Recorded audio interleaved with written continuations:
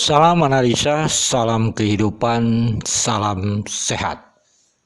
Sahabat-sahabat AK, tolong disimak sampai habis agar tidak gagal paham, sahabat-sahabat AK. AK tidak membela siapapun, tetapi AK ingin mengambil contoh kenapa AK bilang kunci masalah ada di Pak Yosep. Kan begitu. Karena bagi AK bukan pembela saksi atau pengawal saksi bisa menganalisanya. Kan begitu. Pak Yosep ini pernah jujur. Kejujuran dialah mengakibatkan gempar ini. Kan gitu. Gempar yang membahas Subang ini. Kan begitu sebenarnya. Gempar gara-gara Pak Yosep. Dia jujur gitu. Oleh sebab itu sebelum kita membahas apa yang akan maksud dia jujur, kan begitu.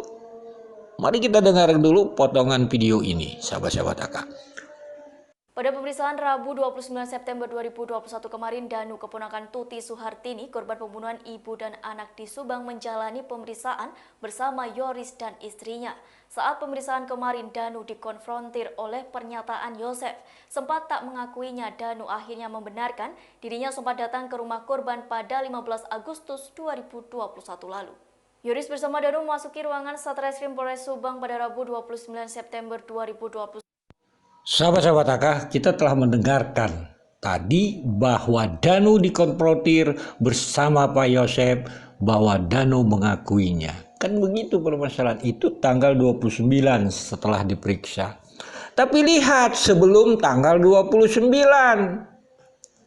awalnya kan begitu, sahabat-sahabat AK. Hebatnya ini Pak Yosep sebenarnya dia jujur pada saat itu gitu.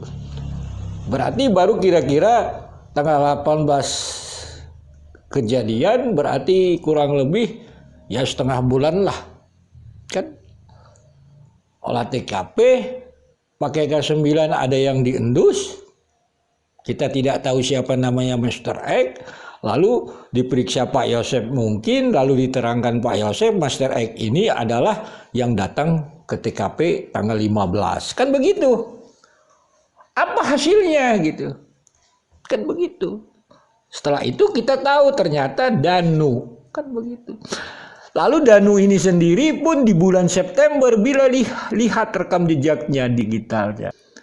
Reaksi daripada reaksi daripada Pak Yosep menyebutkan nama Danu. Ini analisa seperti itu.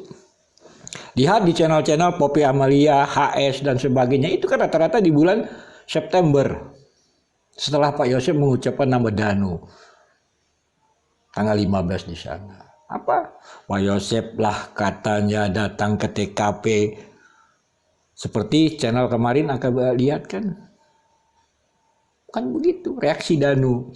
Begitu juga Wak Lilis di TV One, lihat itu. Itu bulan September. Itu reaksi hebatnya Pak Yosep ini. Begitu juga Yoris. Kan gitu, bulan September ada, bulan November juga ada. Karena bulan kita tidak terlepas dari Yoris ini, nanti ada pembahasan tersendiri tentang Yoris ini gitu. Jadi wajar saja begitu juga netizen dan sebagainya seakan-akan Pak Yosep ingin mengkambing hitamkan Danu dan sebagainya. Kan ini problemnya setelah Pak Yosep bicara jujur. Kenapa Aka bilang jujur? Ya faktanya di tanggal 29 setelah dikonfrontir ternyata Danu mengakuinya. Kan ini substansinya. Apa kita tidak malu? Sebenarnya dari itu kita sudah harus bisa mempelajari. Kita membutuhkan orang jujur. Kan seperti itu. Tetapi kita membenci Pak Yosep. Ya punya alasan. Kan seperti itu.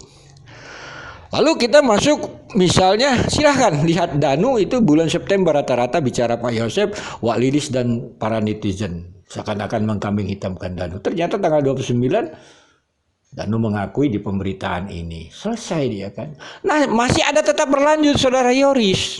Bilang papa boros lah begitu. Apakah jadi akan menganalisa kenapa saudara Yoris terus memperlanjut misalnya. Kan begitu.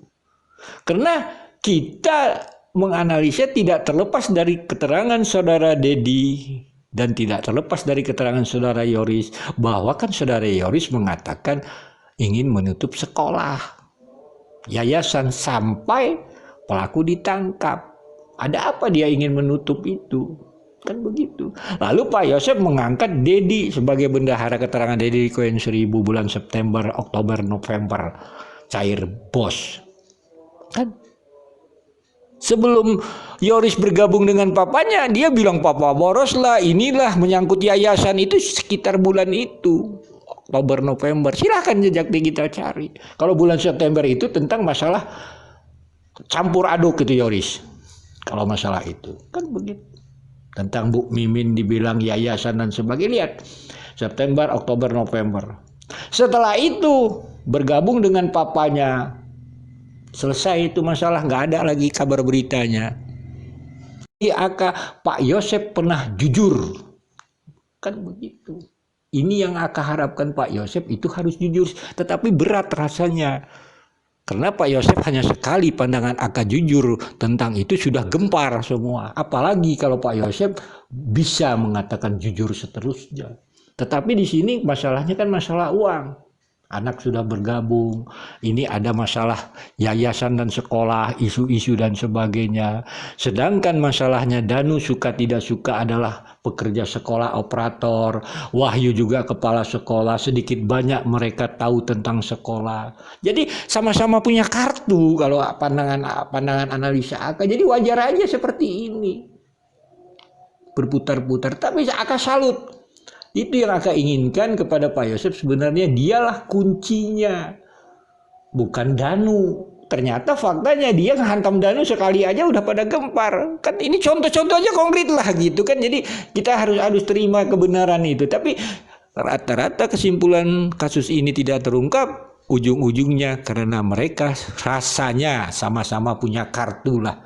Begitu kan. Jadi saling gimana ya? Gak bisa gitu kita mengharapkan sama mereka begitu kan untuk membuka kasus Rajapati. Tapi saya tetap bangga Pak Yosef pernah jujur. Ayo dong jujur lagi. Sekian dan terima kasih.